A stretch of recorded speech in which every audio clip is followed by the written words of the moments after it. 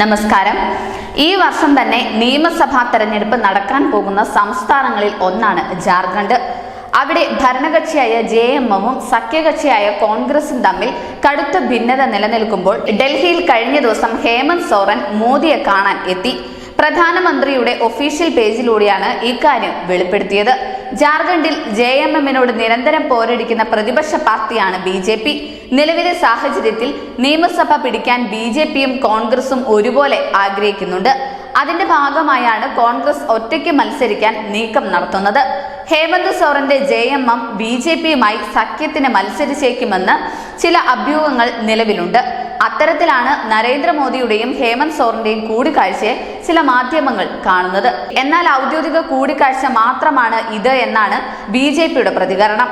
ഇതിനെക്കുറിച്ച് ഹേമന്ത് സോറൻ ഇതുവരെയും പ്രതികരിച്ചിട്ടുമില്ല. News desk news India Malayalam.